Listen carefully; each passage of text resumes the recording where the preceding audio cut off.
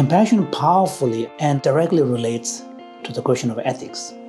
And the question at the heart of ethics is, how do I treat the fellow human being in front of me? And compassion basically says, recognize the other human being just like yourself. Just as I do not wish to suffer, just as I wish to be happy, the other person too wishes to be free from suffering and wishes to be happy.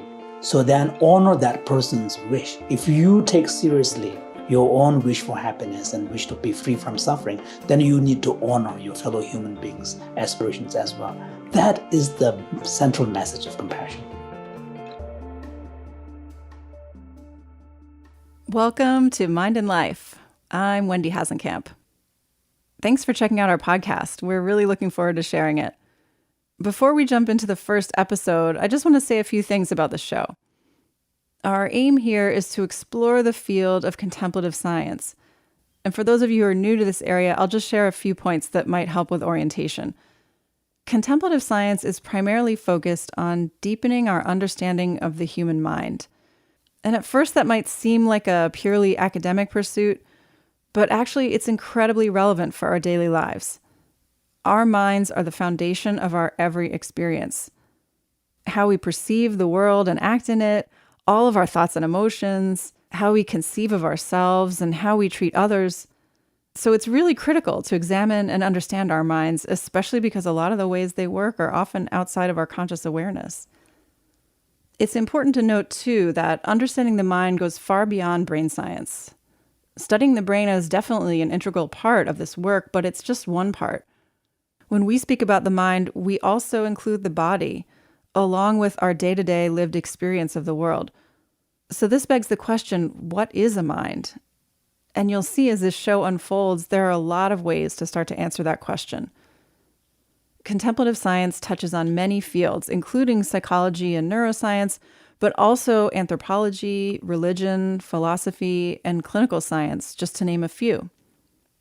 The essential element here and the common ground is the use of contemplative practice to inform what we're learning in these different areas of study about the mind. Contemplative practices such as meditation, mindfulness, yoga, tai chi, and other forms of inquiry can give us unique lenses that allow for fresh insights into our personal and shared experiences. This bridging of science and what we often refer to as contemplative wisdom sits at the very heart of what we'll be digging into with this podcast. I won't try to lay out all this here in detail because I think it will unfold organically through the course of these conversations. These ideas really can't be summed up in a single explanation. That's the idea behind this show, is to give a lot of different perspectives on how we investigate the mind and how we might integrate contemplative wisdom to improve our lives and create a more connected society.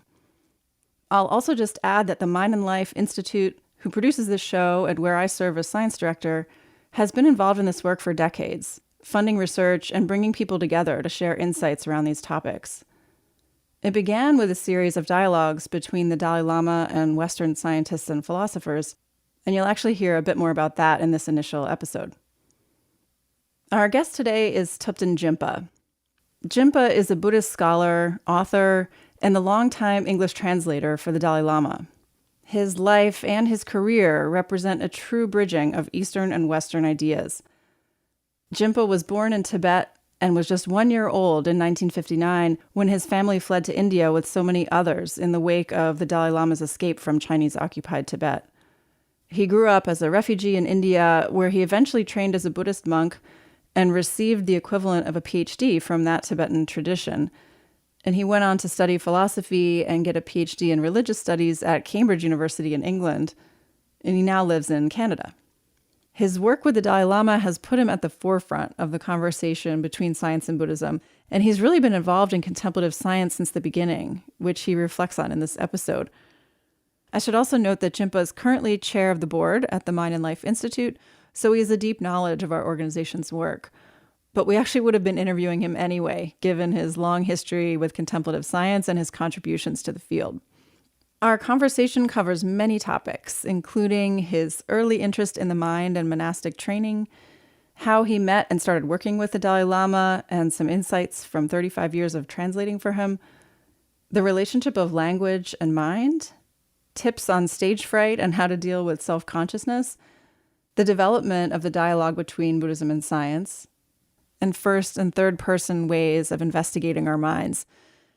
Jinpa's also done a great deal of work in the area of compassion, and we discuss the relevance of compassion for our well-being, and he also describes a program that he developed to cultivate compassion with colleagues at Stanford University. And at the end of the episode, Jinpa shares his insights about the value of mental training and compassion in the time of COVID. I think this conversation will give you a good sense of the breadth and variety of topics within contemplative science, and it's a great way to set the stage for this podcast. So with that, I'm very happy to bring you Thupten Jinpa. I hope you enjoy this conversation as much as I did.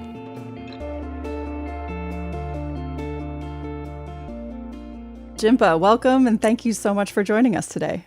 Thank you, Wendy. Thank you for inviting me to this podcast. I'm very excited. So you've had really a front row seat to the whole evolution of the dialogue between science and Buddhism, as well as the development of contemplative science as a field. So I'm really looking forward to digging into that with you. But before we start that, I'd love to hear a little about your personal story. You have such a unique and interesting story. And I know you've been trained in both Eastern and Western forms of scholarship. I know you were a Tibetan refugee growing up in India. So you became a Buddhist monk in the Tibetan system. Can you share a little about how that unfolded for you and what motivated you to take that path? Well, thank you for the question. The uniqueness of my background is purely a consequence of my circumstances that I happen to be born in. I was born in Tibet just before my parents left in 1959. And then I was part of that first generation of children who grew up in India as, refugee children. And one of the most fond memories from my early childhood, where we were put to boarding school, was the presence of two monks at the school. And they were, among all the teachers, they were the ones that I felt most attracted to. They even physically look radiant, and they always had this very assuring smile on their face. There was a kind of a level of serenity and presence in those two teachers that I could not find in any other adults around me, which really left a powerful impression. And then later, when I was in grade school, in grade 4, we had a group of monks who came to teach at our school as part of their training, it turns out. And, the teacher who was assigned to my class taught us elementary debate, which is very fundamental to Tibetan monastic education. And I was fascinated because my memory of early childhood school years is that of just boredom. I was looking back, probably I wasn't that intellectually challenged in the classroom. So when these monks taught something that was completely new and really training the muscles of the brain, as it were, I was just fascinated, and I just wanted to become a monk. So to cut a long story short, I became a monk at the age of 11, against my own father's advice and pleading. And so I had a monastic background, and I was fortunate to be able to eventually join an academic monastery at Ganden and go through the entire Geshe training. Even tragedy always have silver linings. So one of the silver linings of my, early childhood was in Dharamsala, where the monastery that I joined first was based. There were a lot of enlightenment-seeking hippies around, and and I had the good fortune to be able to, sort of hang out with some of them, meet them on regular basis, and really try to acquire a working knowledge of speaking of English, so command of English. So by the time I was at Ganden doing my Geshe studies, I had a reasonably good command of English. So that's how my combination of East and West kind of began, Yeah. You've obviously devoted so much of your life to language and translation. Did you always have this love of language? Is that why you were drawn to learning English? No, initially, I think it was more of a joy because for me, English opened a whole new world that was not available to me as a Tibetan, speaking Tibetan. And so I think that was probably initially was just curiosity and joy. And, as I remember, once I began to have a reasonably good command of comprehension, I started reading some of those Second World War comics, and that is an entire world that was not available to my other colleague, students and monastics.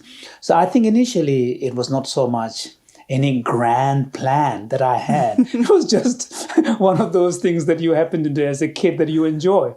But then as my command of English got better, and also I took formal training in Tibetan grammar and linguistics. By then, around age 18, 19, then I started really taking interest in Tibetan and English as language, different languages, and began to appreciate how languages, in a way, represent different way of carving out the world. And it's kind of almost like a kind of a cognitive systems in their own.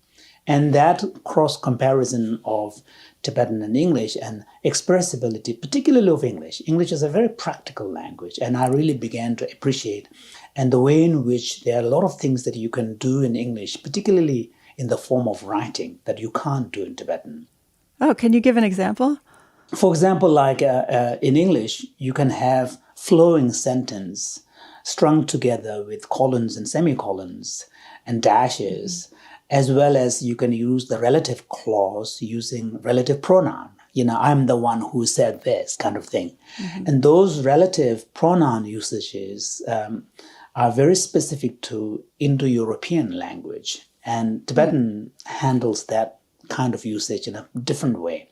So being able to, start noticing those differences in the strengths and weaknesses. I mean, each language has a strength and a weakness. So Tibetan is really good in very specific areas. It's very contextual, and it's very good at capturing the kind of the more subtle nuances of philosophical thinking, and particularly that has to do with kind of psychological kind of mental map.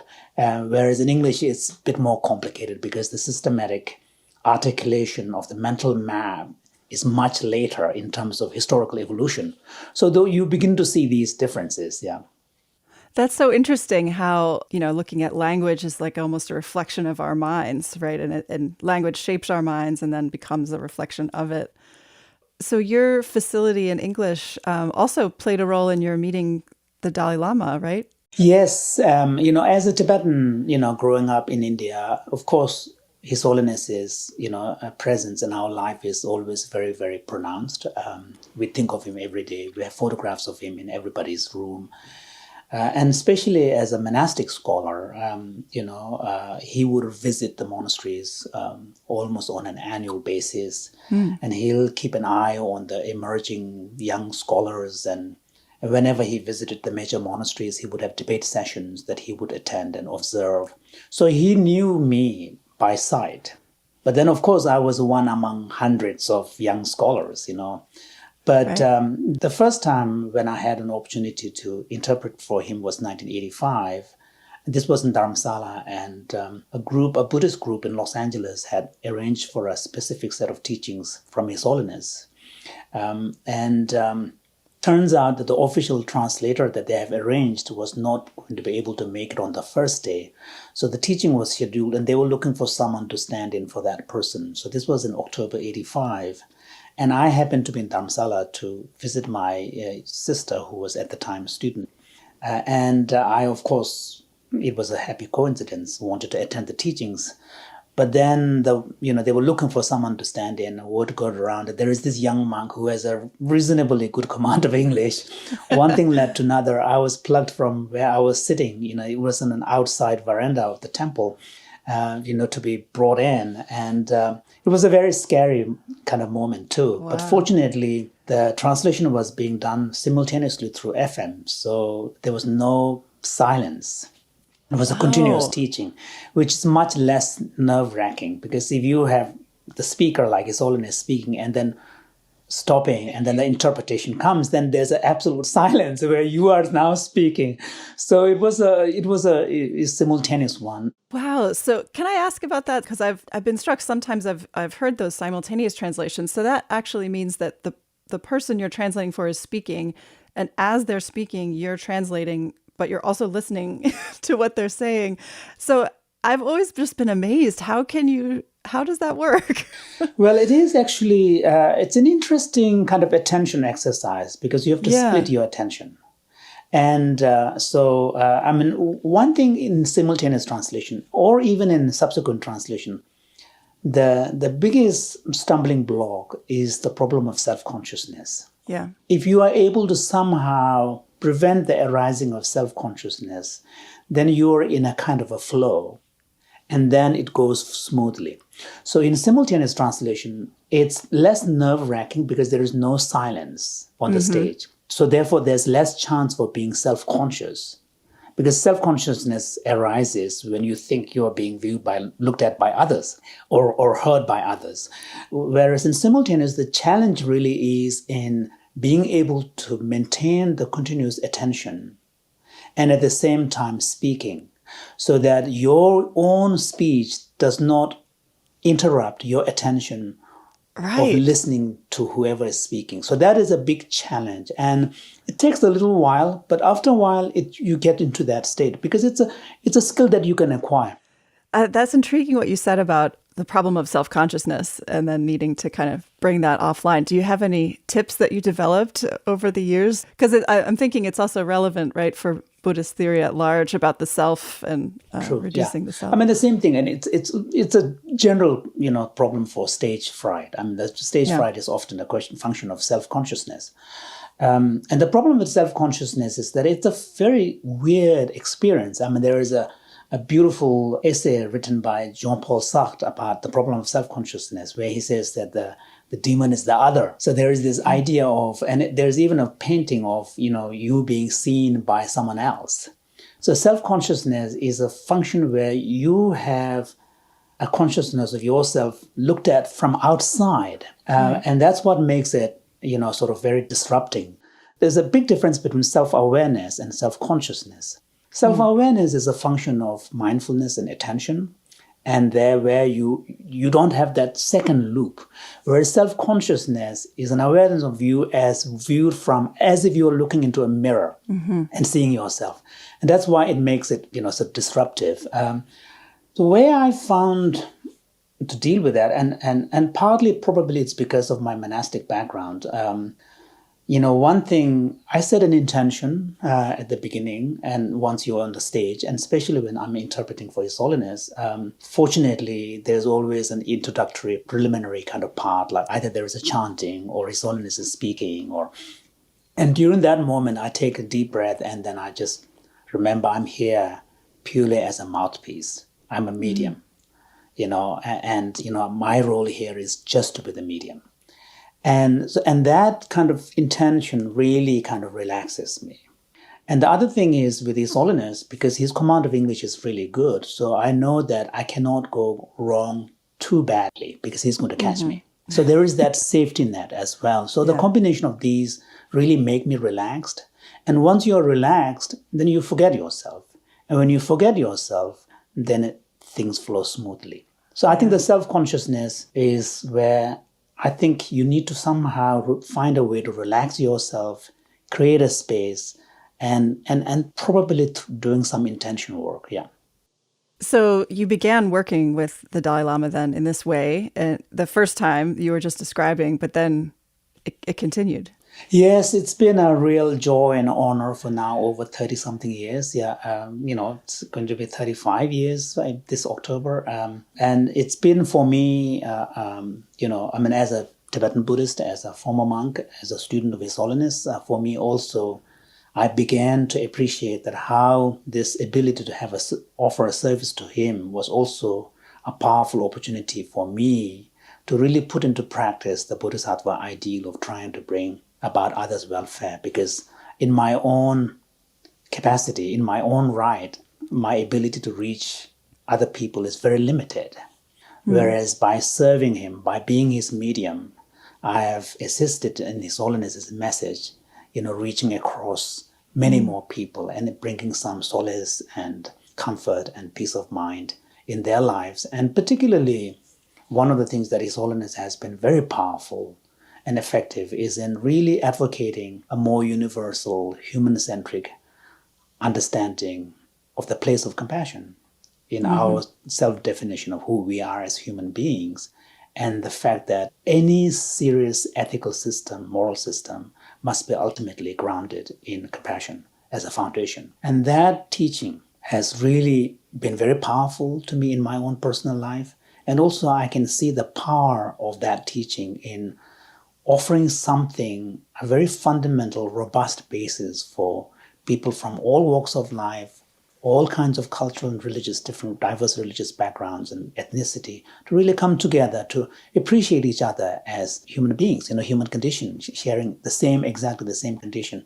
So for me, looking back, of course, initially when I began, there was a huge amount of excitement. There was a high level of anxiety and nervousness because for us, the Tibetans, he's serving His Holiness is like serving God, and initially it was also quite tough because, I have a friend who was a professional interpreter at the UN in Geneva. And when I began interpreting for His Holiness, early on, I asked for some tips. And one of the tips she gave me was that whenever His Holiness is speaking about himself, you as the interpreter should use first-person language. If he's talking about his childhood, then the translator should say, when I was a kid. And for me as a Tibetan, initially that was really tough because I know it's not me and I'm pretending to be His Holiness and using to describe the word I. It took a little while, but once I got on over these, sort of hesitancies and stuff, it's been a real joy. And for me, when I leave this world, one thing that I will take probably the greatest pride in and rejoicing is my service to His Holiness.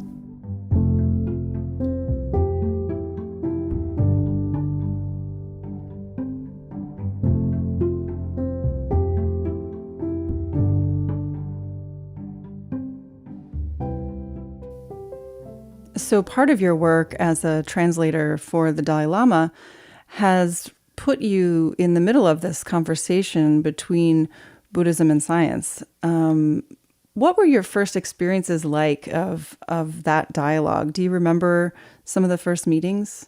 Yes, actually I do. The main one came in 87, which was the first Mind and Life dialogue in Dharamsala. Francisco Varela was one of the coordinators of this. Actually, he was the scientific coordinator. And at that time, of course, I did not know that this was going to be an ongoing, engagement on His Holiness's part, that this was going to lead to a whole movement and, global work and all of this.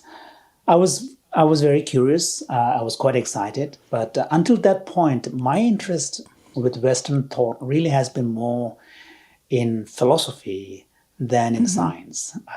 Partly because I left school from after finishing grade 4, I did not even finish grade 5. So my level of math competency is very low. And whenever I look at scientific kind of, publications, there's always these numbers and graphs. And so I sort of gave up on science fairly early, whereas philosophy, you can play with the intellect. It's more about concepts. But that 1987 dialogue was really an eye-opening experience for me. And one thing that I particularly remember is the presentation given by Jeremy Hayward, who gave a history and philosophy of science kind of presentation. And for the first time, His Holiness, as well as myself, were introduced to the idea of Kuhnen paradigm shifts. And this was, for me, a revelation. I don't know whether it was a revelation to His Holiness, but for me, because I had a naive understanding or attitude of how, the status of scientific knowledge, as if scientific descriptions really mirror what is out there in the real world. Yeah. Can you describe that concept of a paradigm shift? Well, the paradigm shift basically questions the naive assumption that the scientific truths are truths in a truly objective sense, that scientific descriptions of reality are somehow mirroring what is out there in the actual, facts of the world. And whereas the paradigm shift was suggesting that that is not accurate. Scientific, status of scientific truth should be more understood in a kind of a more pragmatic terms of how, at that point, given the understanding and information people have, that is the best description that one has. And those descriptions should always be taken with a kind of a caveat that it could be revised, it could be changed, and when new information come in. And the real test of the scientific theory should be its ability to predict, its power of predictability. And then in Quinian paradigm shifts, there are examples of how major paradigm shifts occur in science when there are counterexamples which stretch the explanatory power of existing theory. And then this is how scientific revolutions happen and new, discoveries are made, which then opens up a whole new way of understanding things. And that for me was a real revelation. So as these dialogues evolved, so you were a part of these dialogues as translator for the Dalai Lama. So these were dialogues between the Dalai Lama and Western scientists, philosophers. This was kind of the beginning of the field of contemplative science. Can you describe the original impetus to bring these two viewpoints together? I think His Holiness has been interested in science for a long, long time. I think he tells the story of his kind of interest in science from his childhood, beginning with fascination with mechanical objects. And he had a telescope that he was able to use from the rooftop of the Potala Palace, and he was fascinated by the whole ideology, if I can use the word, that led to the development of these kind of technology. Mm-hmm. And that, of course, is science. And so when he became refugee, came to India, and once initial kind of activity of trying to settle down the Tibetans and find some livelihood for them settled, then I think His Holiness was able to take advantage of meeting with people from different backgrounds. And so his interest in science goes quite far. And initially, I think he says in his book that it was really more out of curiosity about a different worldview there. And then he also began to realize the pervasive nature of the influence of science in the modern world, and began to also understand, like the Darwinian evolutionary theory has a whole account of how life on Earth came into being and propagation of life from this simple to the more complex forms, all of which are very powerful. And initially, he was also fascinated by quantum physics. So I think initially it was more of a curiosity, but then he also began to realize that actually there is something that the Buddhist, philosophy could learn from science, because there's a kind of a pseudoscience in, classical Buddhist thought. For example, many of the very, very early Indian versions of atomic theories were developed by Buddhist thinkers, going back to the beginning of the Common Era. In the Abhidhamma, in a text, there was a lot of debate on whether there is a space between the individual particles that make up together into a unit of an atom. So there was that kind of debate. And then how do you account for the integrity of the macroscopic level objects, all of which are composed by the same kind of stuff, but there is a boundedness beyond a particular object. So those were questions that were there. And there was also in Buddhist writings a lot of speculations on the origin of the cosmos. How does different world systems come into being? So clearly these are scientific inquiries, although the actual science may not have happened in a modern sense because there were no instruments and equipment and measurement. So I think His Holiness then began to realize actually there will be a lot of benefits for Buddhist thinkers engaging with science so that at least the material theory could be updated. And because the ones that are in the text are fairly old, and now with many modern physics and discoveries of modern physics and biology and all of this, there could be a lot of updating that could be done. So I think initially the motivation was not so much the Buddhists could offer to the world, but more what the Buddhist thinkers in philosophy and thought could learn in terms of updating the more scientific aspects of the Buddhist tradition.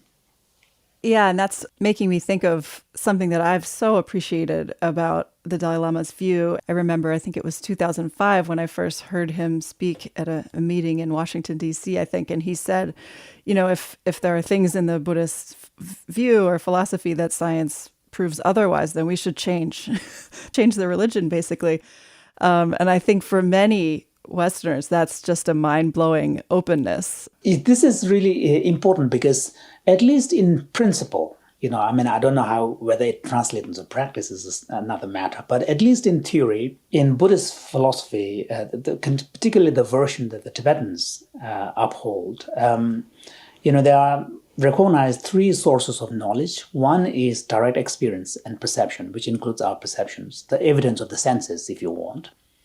The second is inference, inferential knowledge. And the third is testimony. So within these three sources of knowledge, for many religions, the authority of the testimony of the scriptures is the highest.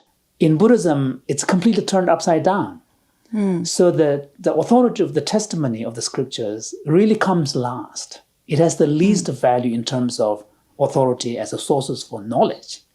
So among the three, the highest authority is really the evidence of the senses, which is empiricism, empirical evidence. The second is the inference that we draw based on our empirical evidence. And then finally, on matters where you cannot use these two sources of knowledge, then testimony comes in. So testimony is totally irrelevant when it comes to trying to understand the nature of the world, because then understanding the nature of the world can be accessed through the first two forms of sources of knowledge, which is the empirical evidence and the inference. So in Buddhism, it's really upside down. So His Holiness is absolutely right when he says that as a result of engagement with science, if there are aspects of Buddhist thought that needs to be revised or discarded, we should do it. And he's right. What you were just describing too, I think reflects, an alignment in approach between science and Buddhism in some ways about this emphasis on experience of the senses and what we can learn about the world. So how do you feel like the dialogues and the conversation between science and Buddhism then evolved into really this joint way of investigating the mind and understanding the mind? I think as scientists began to sit down and, with His Holiness, one of the amazing things about His Holiness is that he's got a very inquisitive and fast mind. And he anticipates often what could be the next question that needs to be asked in the process of research. So many of the scientists who have had the opportunity to sit down with him have really also found a way to ask new questions, take a new angle in their research. And the thing is that in science, the systematic description of our mental life is a fairly recent phenomenon. And of course, science being science, it has access to these powerful tools and has the ability to measure. That's one thing that is powerful about science, is that when science takes on a topic, it has to operationalize the constructs and find a way to measure them. Because if science cannot measure something, then it has no handle on it. And that's what science brings a very practical approach to exploring whatever that topic is.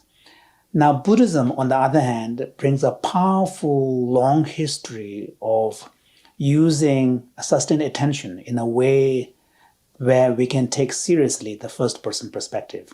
And also because Buddhism has, in some sense, been in the game for much longer, at least by 1,000 years, there's a lot more content to the conceptual side of things about teasing out our mental life in a fine distinction between aspects of attention and focus and mindfulness and meta-awareness.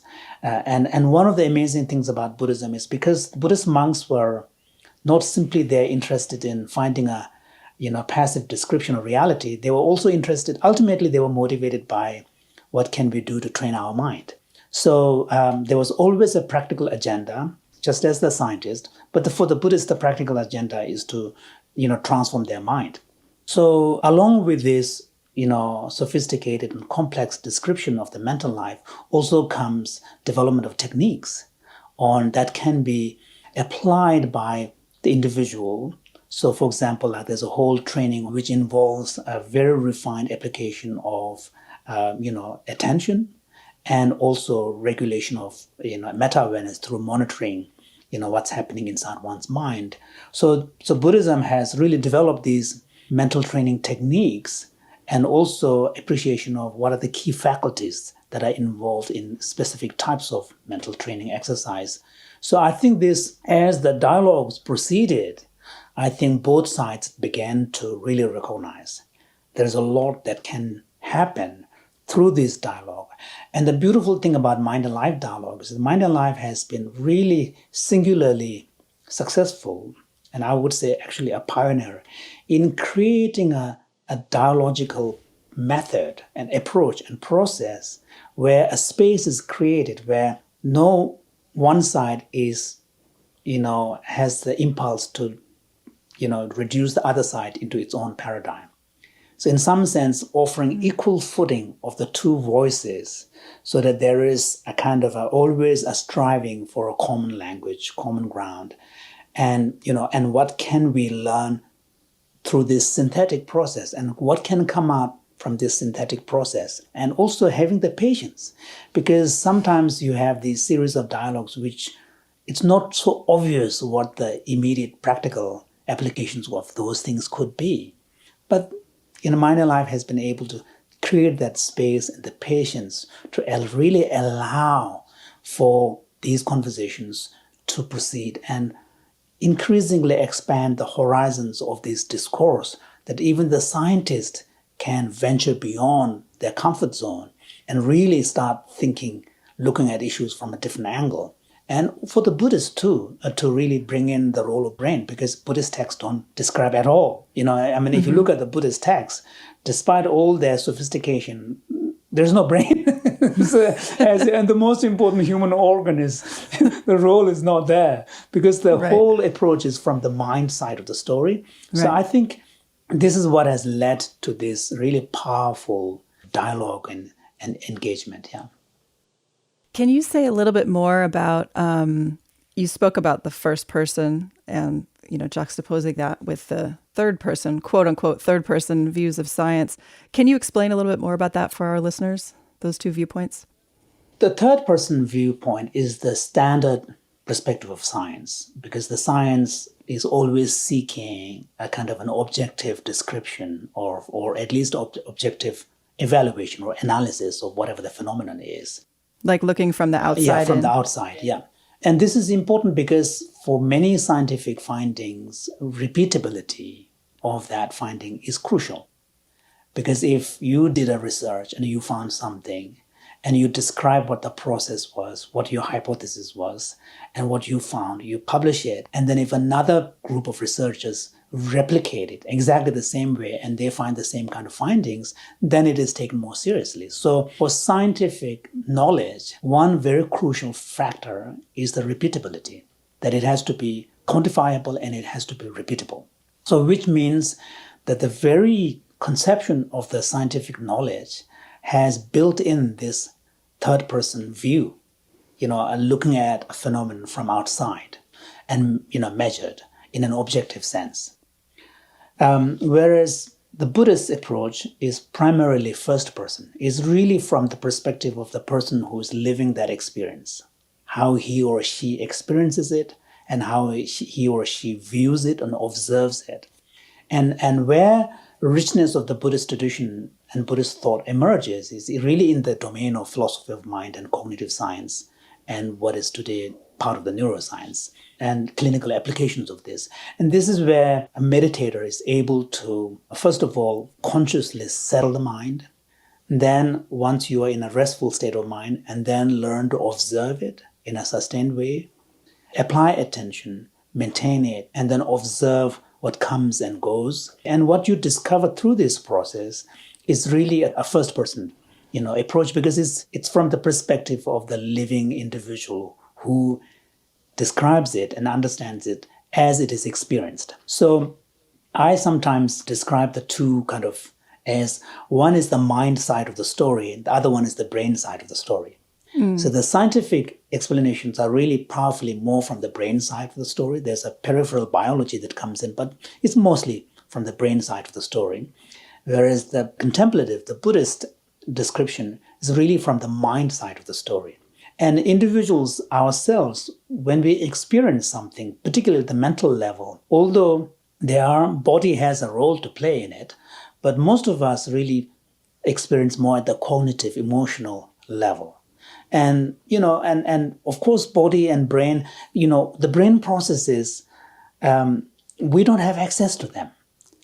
To the actual physical brain processes and the chemical processes, we don't have access to them. It's just maybe if you are a yogi who has a very advanced mental state, maybe it is possible, but they are completely beyond the subconscious level of the individual human being. But as individual human beings, we do have access to the mental side of the story. When we are, for example, when we are beginning to get worried, we can catch ourselves. When we are beginning to get frustrated, we can catch ourselves. When we are beginning to get, tired, we can catch ourselves. That's the mind side of the story. And there's a very strong experiential dimension to them. And this is where I think mental training and mindfulness, you begin to notice them, bring more awareness to them. But that is the mind side of the story. And at least in principle, there is a beautiful promise of the integration of the two. And that is the promise of contemplative science. I think what you were just saying was making me also think of when you can become aware of different emotions arising or mental experiences. A lot of times that signal that you can become aware of is coming from your body. And so I think that's just one example of how work in this field has expanded our understanding of mind well beyond the brain. I think, you were just describing it as important, obviously central parts in the brain, but the role of the entire body is also fully integrated into mind. And then even beyond into, our social environment, our physical environment, culture, things like that. So then the field starts to bring in anthropology and all sorts of other domains. So I think it's just been really striking for me how much the concept of the mind and what the mind is keeps expanding and expanding. It is, yeah. That's one of the beautiful things about our time, because the sort of conceptual tools to analyze is becoming a lot more sophisticated. And also we are beginning to also understand the role of the social relationship in this context, because many of the emotions and other things that we experience are very relational. And although it is the individual who may be experiencing it, but the individual experiences within a context. And that context has a very strong social dimension. And until recently, those things were difficult to analyze for scientists because there was no real conceptual tool. And there was also technical tools as well. But now there are different ways of capturing it and experience sampling type kind of approaches. There's a more qualitative and quantitative kind of approaches that can capture those social dimensions. And also we're beginning to also understand how our own identity of who we are as individuals and human beings are also shaped powerfully by the culture we participate in. And many of the influences are coming from sort of subconscious processes where we have been conditioned in a particular way. And this is one area where I think humanities and anthropology and others can really shed more light on understanding the mind.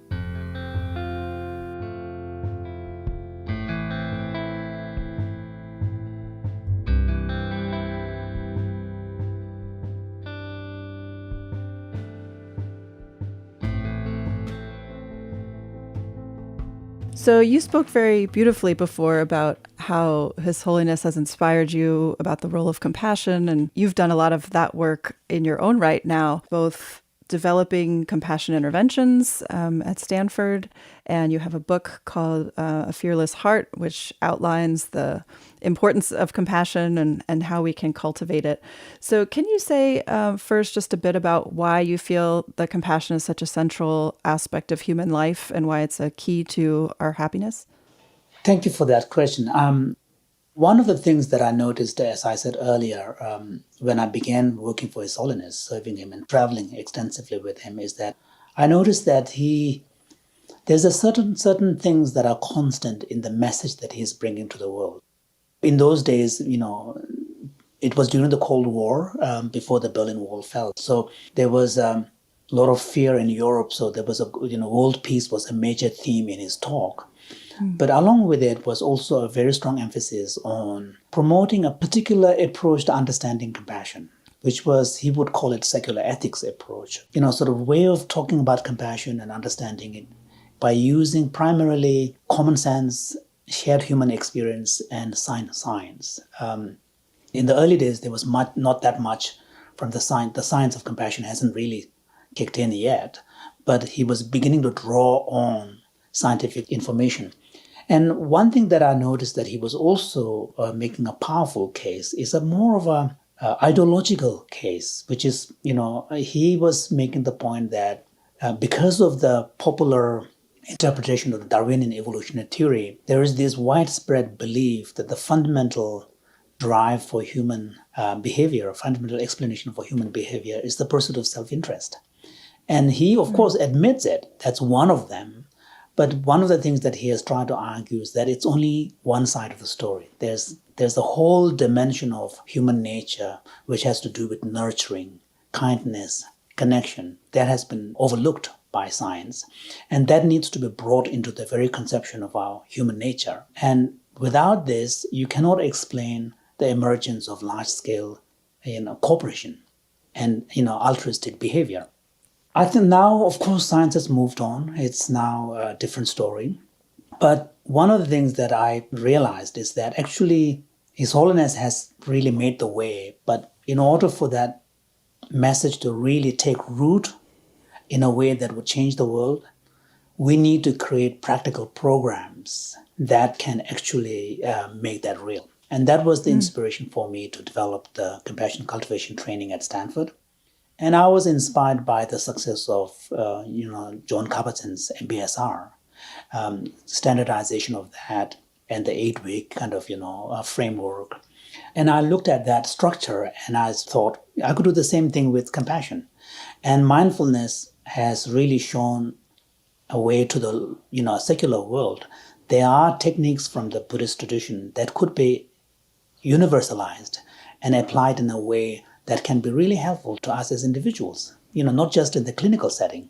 I mean, the one thing that I'm particularly enthusiastic about compassion is that compassion, unlike mindfulness, directly relates to the question of ethics. This is where mindfulness and compassion are different. Mindfulness is neutral when it comes to ethics. Compassion, you cannot avoid ethics. And at the heart of ethics, the question at the heart of ethics is, how do I treat the fellow human being in front of me? That, in a way, is the fundamental question of ethics. And compassion, principle of compassion, basically says, recognize the other human being just like yourself.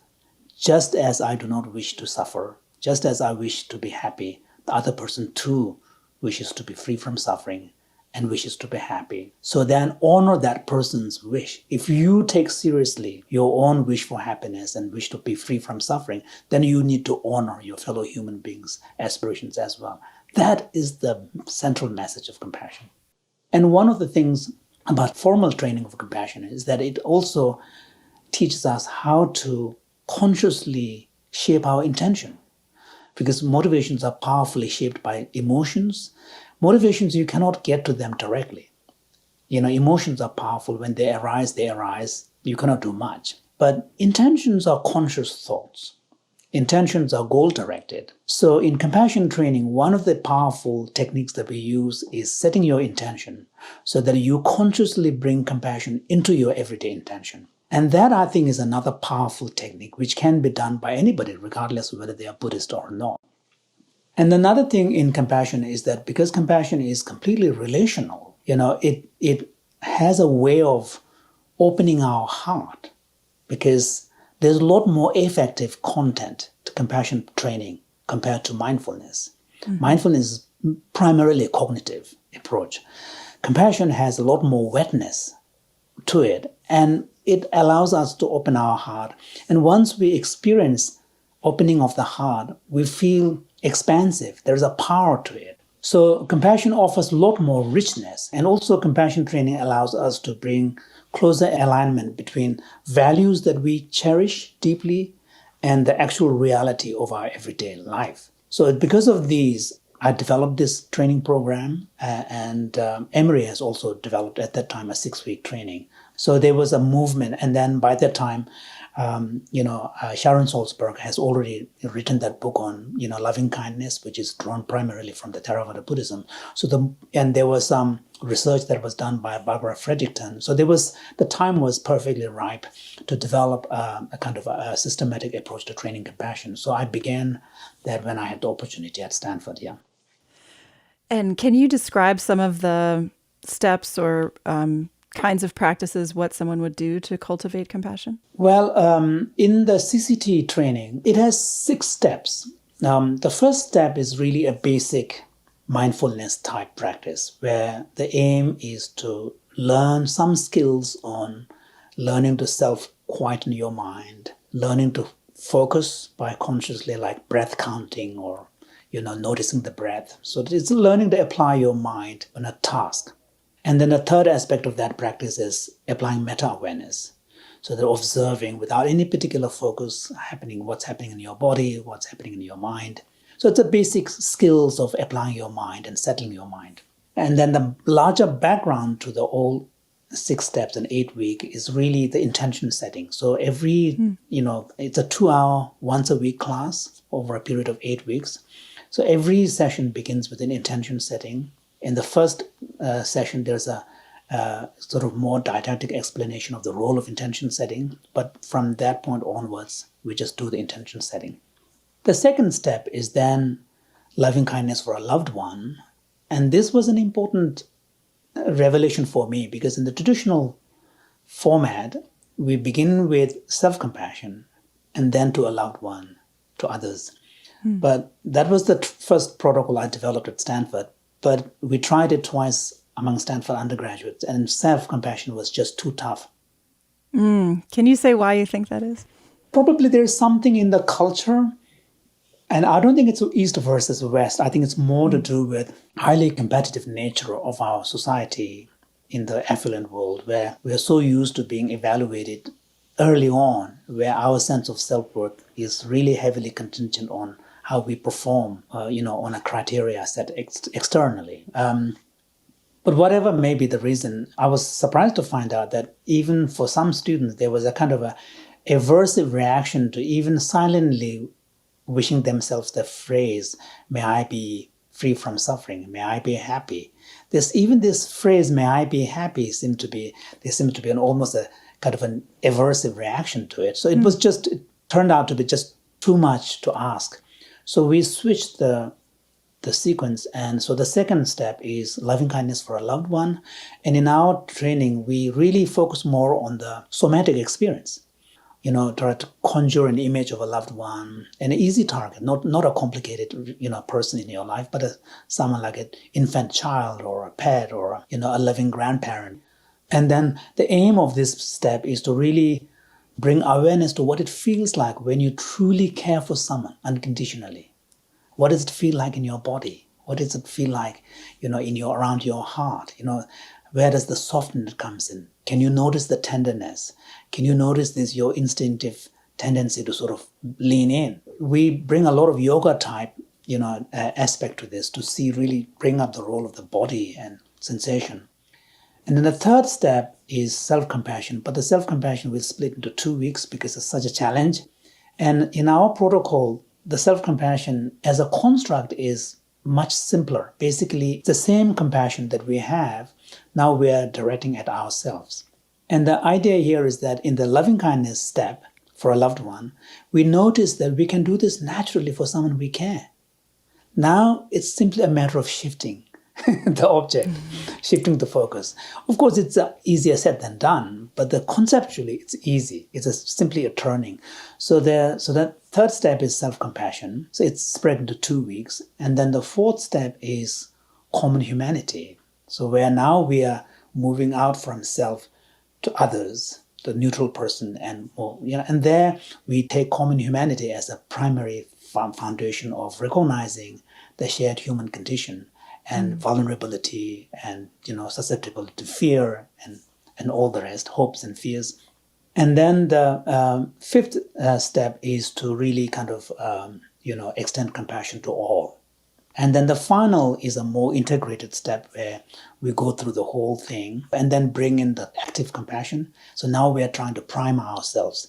So imagining scenarios of helping others and sending strength and courage in others. So those are the 6 steps. And where CCT particularly is an interesting approach is the method that we use is a kind of a synthetic approach where we rely, of course, heavily on contemplative approach drawn from the Buddhist practices, but we also use quite a lot of interactive exercises that are performed in the context of 2 people.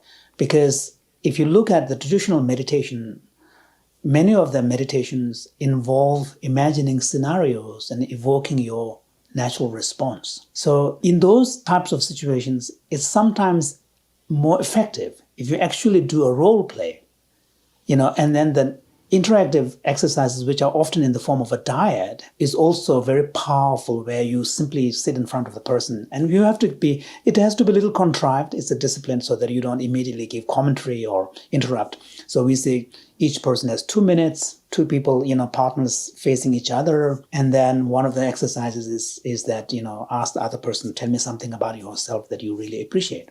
And then the other person has no commentary, but full attention for 2 minutes and listens. And at the end says, thank you for sharing this.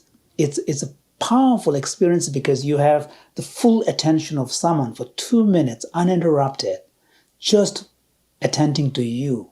So those kind of relational exercises are really powerful. And also we use, from the learning theory, the need to reinforce through journaling. And the overall approach is a combination of contemplative practice and techniques that are drawn from more contemporary approaches.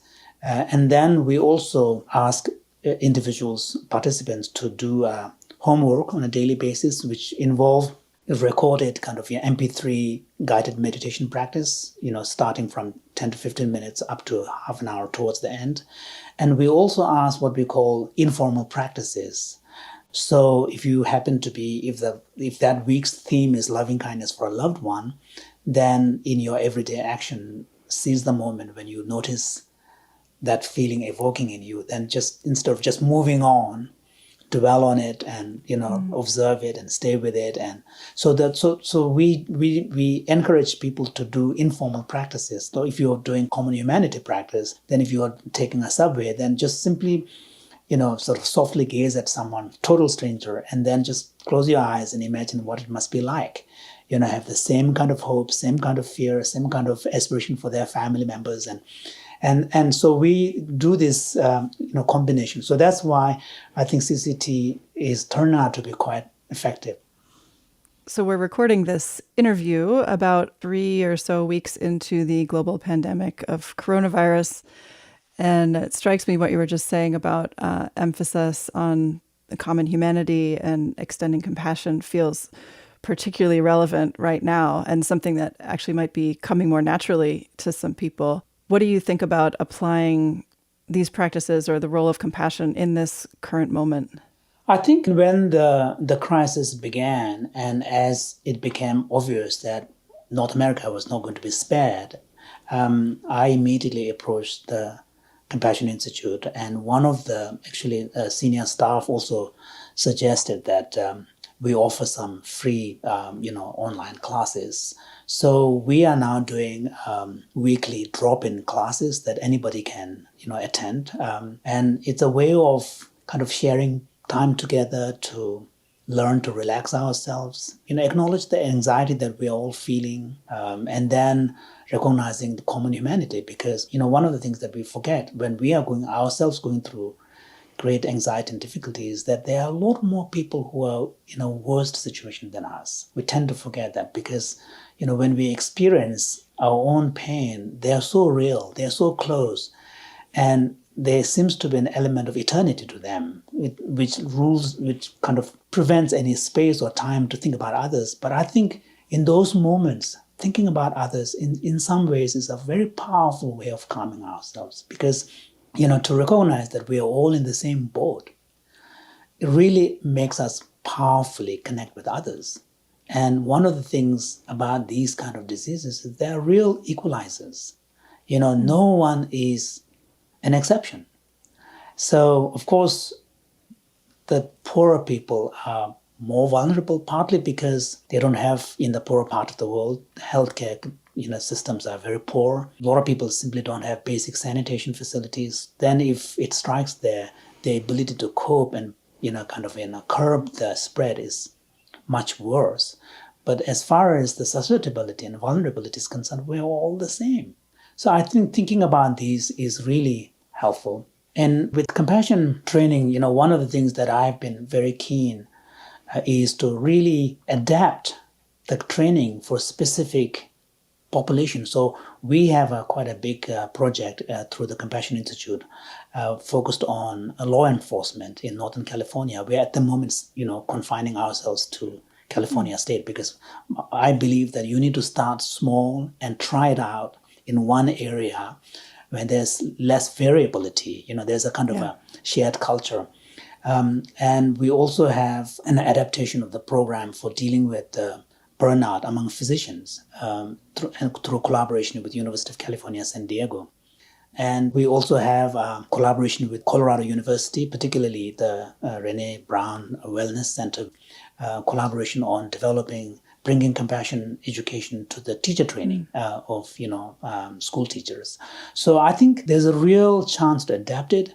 And for the situation, I think one thing that would be really helpful is that people in the mindfulness and compassion world can really share with others, not in the form of proselytizing, but offering people some basic skills to learn to calm their mind down, to pay attention when anxiety arises, and also catch yourselves before you start getting suspicious of others. Like, I know, for example, right now, I'm an Asian, even though I've been living here, my wife is, French Canadian, but when I go out to do shopping, I'm conscious of the fact that because there is an element of racism towards the Asians because of the origin of this, and I'm completely aware of this, and I understand where some of these suspicions and fear may be coming from. But it is important that on our part, we don't allow these to take over. So I think here, learning some skills to pay attention to your mind, because the mind plays tricks. And especially when we are confined, asked to be self-quarantined, then we are asked to be alone with our mind for long periods of time. Yes. And unless you're a monastic, you're not used to being alone with your mind for such a long time. So I think in those kind of situations, I think some skills from, paying attention to your mind, checking your intention, and learning not to forget common humanity. I think these are really, powerful ways to keep ourselves sane and also keep ourselves more available for others in our life. So, for example, like many of us, have our relatives and family members living in different parts of the world and different parts of the country. In these days, I think we now need to use the virtual capacity to show our face to Zoom or FaceTime and assure each other. So I think when we come out of this pandemic, there will be an end. It may feel like eternal right now, but there will be an end. I hope we as human beings and we as nations and societies will learn something about common humanity from this experience. And also my hope is that as we come out of this, because of the isolation, social isolation, and the forced time to be with ourselves for a long period of time, I hope more and more people will appreciate the importance of developing some mental skills to be able to pay attention, to be able to bring awareness, to be able to bring compassion into their intention. Let's hope that we learn something when we come out of this very, very difficult experience. Yeah. Well, Jinpa, thank you so much for joining us today and sharing your wisdom with us. It's been wonderful to talk with you. Thank you very much, Wendy, for giving me this opportunity. And, I'm very excited by this new series, being able to bring to the much broader world the value of contemplative science and its potential contribution to the well-being of entire humanity. This episode was edited and produced by me and Phil Walker. Music on the show is from Blue Dot Sessions and Universal. This episode was supported in part by the Lens Foundation. Show notes and resources for this and other episodes can be found at podcast.mindandlife.org. If you enjoyed this episode, please rate and review us on iTunes and share it with a friend. If something in this conversation sparked insight for you, we'd love to know about it. You can send an email or voice memo to podcast@mindandlife.org. Mind and Life is a production of the Mind and Life Institute. Visit us at mindandlife.org, where you can learn more about how we bridge science and contemplative wisdom to foster insight and inspire action. There you can also support our work, including this podcast.